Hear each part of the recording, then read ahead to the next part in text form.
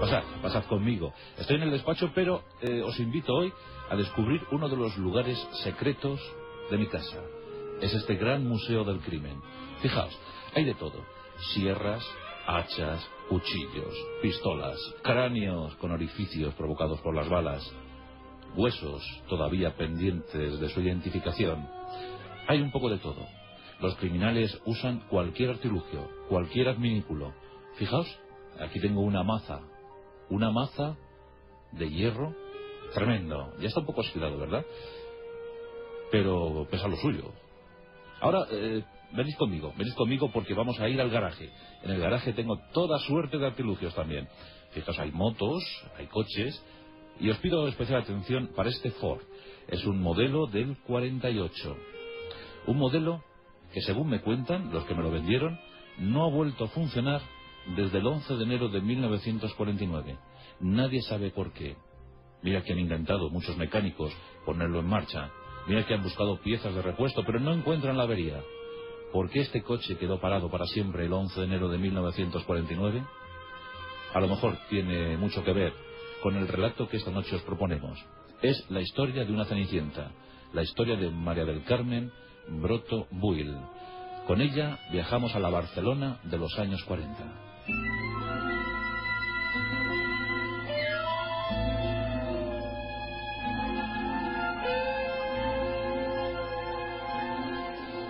Carmen Broto nació en el año 1918 y muy jovencita marchó a Barcelona desde su pueblo para buscar fortuna, para trabajar como sirvienta, como criada en alguna casa acomodada de la burguesía catalana. Era de una belleza insuperable, era muy buena moza y claro, pronto todos se fijaron en ella. Carmen era guapa, Carmen era bella. Sus encantos no iban a pasar desapercibidos para los jóvenes de la burguesía catalana. Sí, Carmen iba a servir, pero pronto empezó a servirse de aquellos que la rodeaban. Había tanto lujo, tanto poder, tantas joyas, tanto al alcance de la mano. Y sobre todo para una jovencita tan hermosa y tan guapa como ella. Carmen Broto tenía un mundo delante pidiéndole a gritos que cogiera lo mejor de él. Y Carmen, desde luego, lo iba a coger.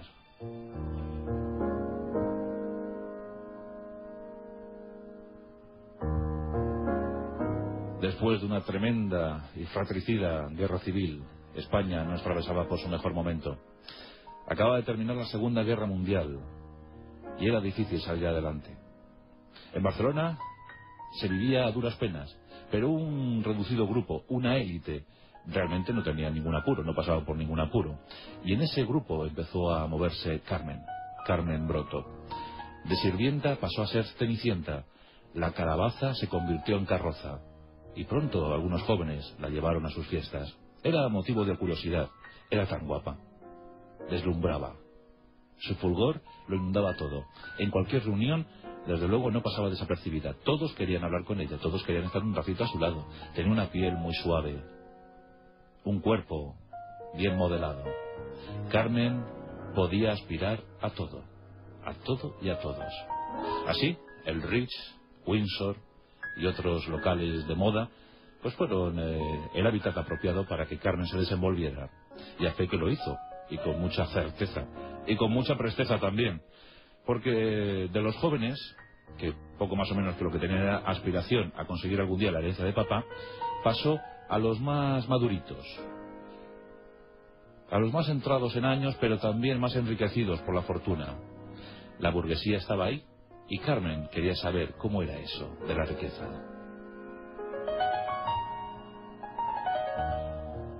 Ya os digo que los jóvenes le parecían poco.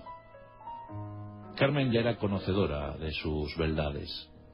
Carmen ya sabía que podía llegar muy alto, que podía aspirar a ser lo más en aquella sociedad tan exclusiva, tan elitista, tan excluyente. Y al poco, un madurito, muy madurito, se fijó en ella y la tomó como amante. La querida, se decía en aquellos tiempos. Eran los años 40, los años del hambre, y Carmen estaba hambrienta. Carmen estaba muy hambrienta. Aquel señor Madurito le proporcionó joyas, abrigos, glamour, clase, distinción social, acceso a oscuros conocimientos. Carmen estaba encantada, embriagada, envuelta por la niebla del poder. Ese señor Madurito dio paso a otro, y luego otro, y luego otro, y luego otro. Carmen empezó a pasar de mano en mano, y de cada mano obtenía beneficio. Finalmente, uno de estos señores de la burguesía catalana, pues la puso un piso. A otras le ponía una mercería. Bueno, pues a Carmen este señor la puso un piso en la calle Padre Claret. Allí tenía un apartamento de lujo. Allí vivía rodeada por el oropel.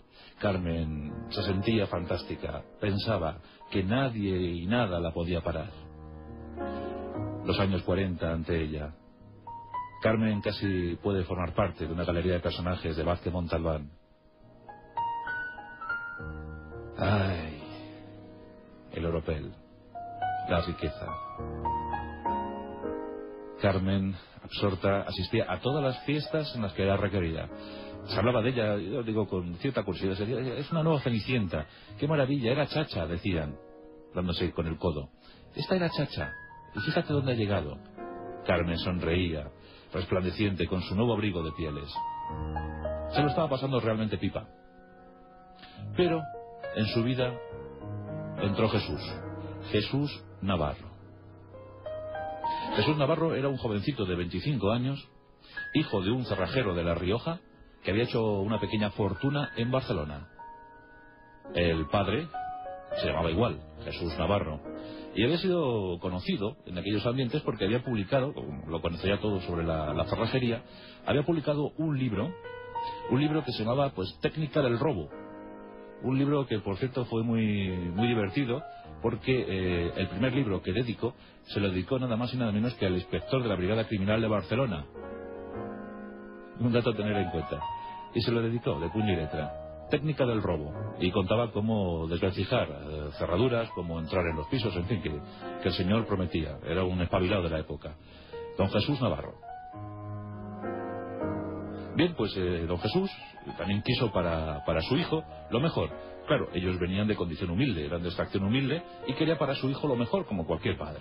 Le daba dinero a raudales para que el hijo lo gastara y se relacionara con la élite catalana, con la élite barcelonesa.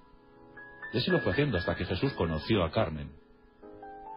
Jesús no es que quisiera a Carmen, solamente se fijó en el ya mucho poder que tenía, en las grandes riquezas que albergaba. Se hablaba muchísimo de ese pisito en la calle Padre Claret. Se hablaba muchísimo de ese pisito. Se pensaba que en ese pisito estaba casi el tesoro de Alí Baba, que había joyas intensas, porque se hablaba mucho de los amoríos, de los amantes de Carmen. Pues no, hombre, no llegaba a ser considerada como una especie de Mata-Hari, pero poco le faltaba. Si hubiese sido espía, hubiese sido considerada como la Mata-Hari española de la época. Pero no fue espía. Simplemente quería vivir bien. Por eso en ese piso había cuadros, había abrigos, había joyas, había todo lo que se podía tener en los años 40, en Barcelona. Y Carmen, después de tanto señor mayor, quedó prendida de Jesús, porque Jesús era muy guapo. Carmen se enamoró perdidamente, sí. Carmen se enamoró hasta la obsesión y empezó a pagar todos los caprichos de Jesús. Jesús había encontrado una veta, un filón.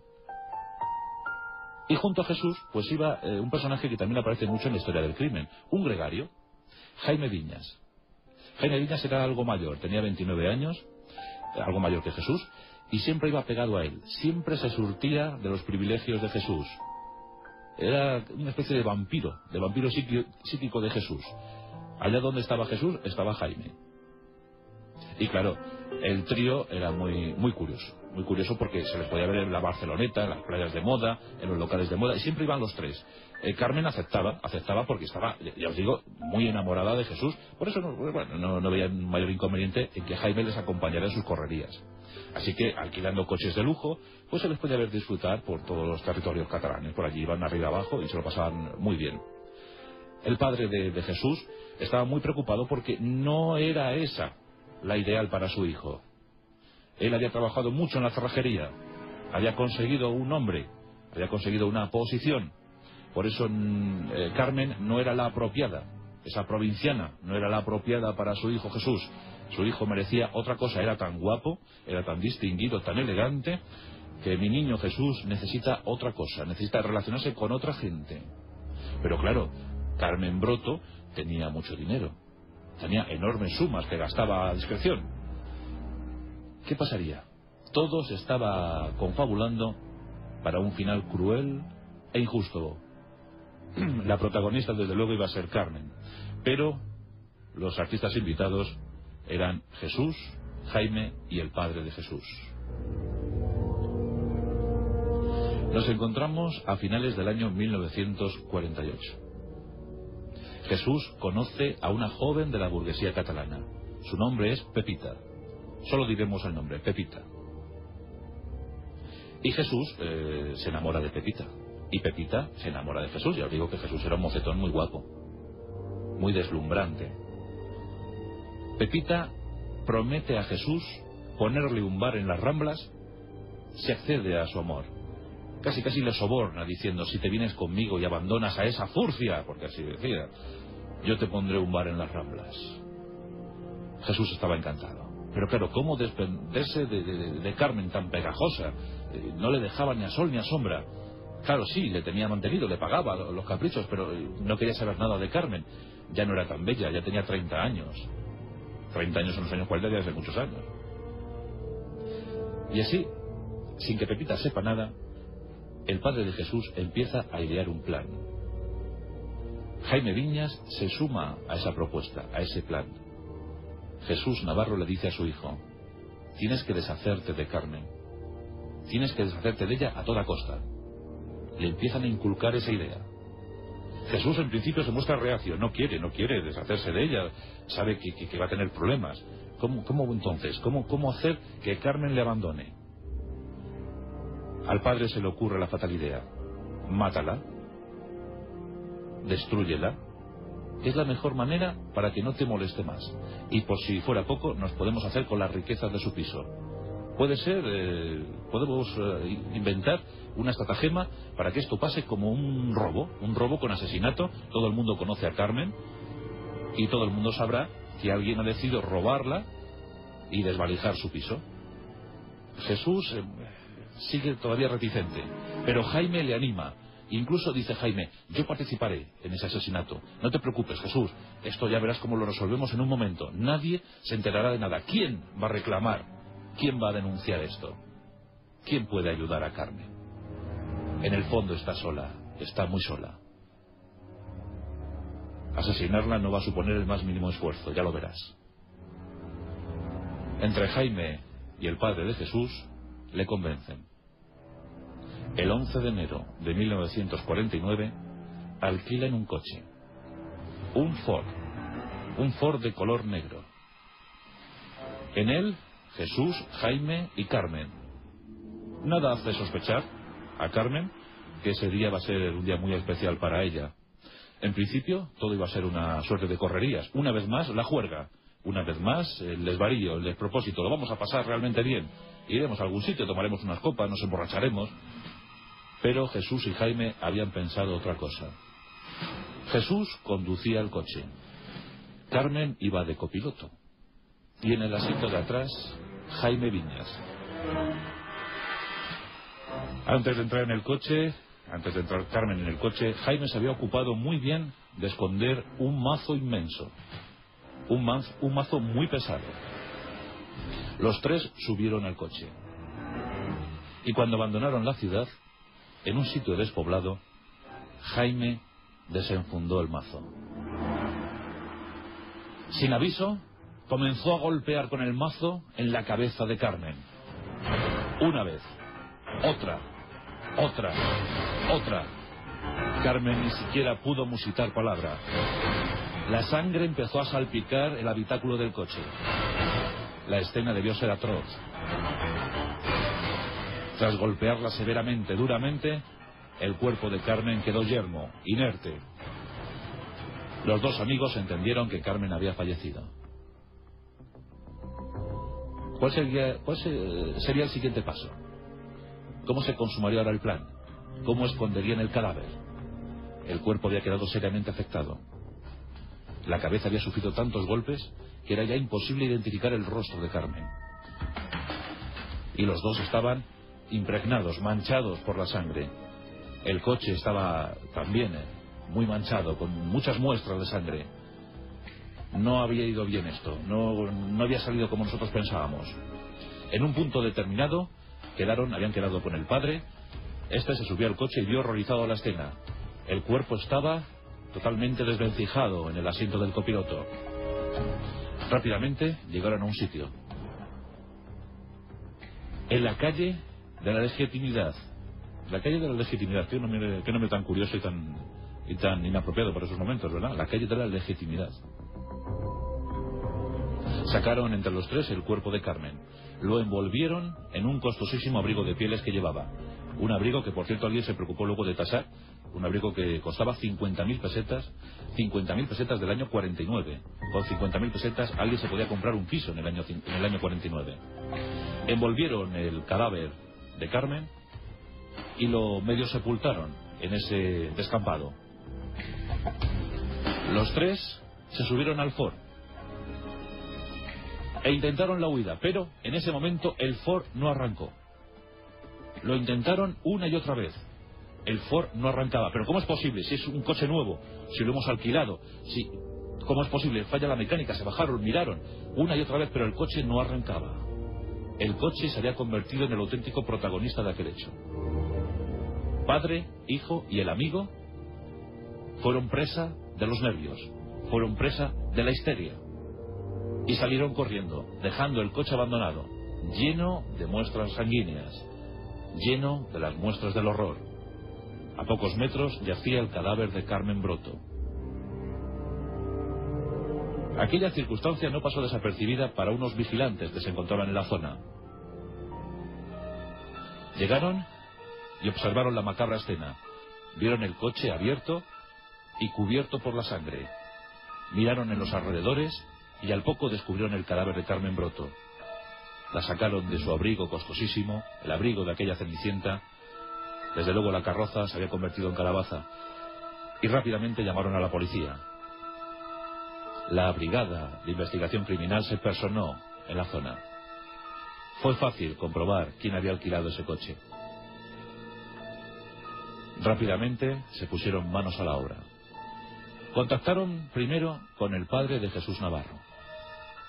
Este se sintió descubierto y no tuvo por menos que ingerir una cantidad masiva de veneno, poniendo fin a su vida. El desprestigio iba a ser de tal calibre que poco tenía que hacer ya en este mundo. Jesús Navarro, padre, eligió el suicidio como la mejor forma de escapar. Murió fulminado.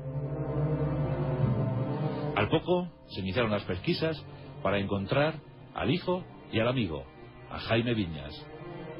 Jaime Viñas también se sintió descubierto. Cogió una habitación en un hotel de Barcelona y allí tomó también el veneno, el fatídico veneno. Ingirió tal cantidad que al poco le encontraron entre estertores. Ya agonizante, murió. Jaime Viñas tampoco pudo soportar la vergüenza de ser descubierto en el crimen. Por tanto, 2 suicidios. ¿Pero qué pasaría con Jesús Navarro? ¿Con el hijo, con el galán? ¿Con aquel chico de 25 años? ¿Aquel chico que se las prometía tan felices? Jesús Navarro intentó escapar. Intentó escapar con su amada, con Pepita, que ya estaba embarazada de una niña. Estaban en el puerto dispuestos a coger un barco hacia Palma de Mallorca, hacia las Baleares, y allí fue detenido. Jesús Navarro no intentó el suicidio. No quería someterse a esa prueba tan dura. Sin embargo, fue juzgado y condenado a la pena máxima. Fue condenado a muerte. Pepita, como os podéis figurar, estaba desolada y encima embarazada de esa niña. En ese año 49, Jesús Navarro fue al penal de Ocaña. Y en Ocaña esperaba su triste final, su triste capítulo final. Allí esperaba ser condenado a muerte, allí esperaba ser juzgado y condenado a muerte. Y mientras esperaba este momento, aterrado, porque Jesús ante todo era un hombre siempre dispuesto al miedo, pues la madre de Jesús, fijaos ya, la madre de Jesús Navarro había perdido a su marido, y encima ahora su hijo condenado a muerte, pues recurrió a los servicios de un notable abogado, don Antonio Solís. Le pidió encarecidamente que salvara la vida de su hijo, que por el amor de Dios que hiciera lo posible por salvar la vida de Jesús. Antonio Solís, el abogado, recurrió nada más y nada menos que a Francisco Franco. El caudillo atendió la petición de indulto y mientras que estaban a punto ya de acabar con la vida de Jesús, en octubre del año 49, faltaban ya muy pocos días, muy pocas jornadas, el 9 de octubre, la madre de Jesús Navarro recibe un telegrama de don Antonio Solís. Y en ese telegrama se pudo leer: no se preocupe más. El caudillo aceptó el indulto de su hijo. Su hijo ha salvado la vida. Jesús Navarro fue indultado de morir. Pero, ¿y su conciencia? ¿Y su mente? ¿Y Pepita? ¿Y su hija? ¿Y el entorno?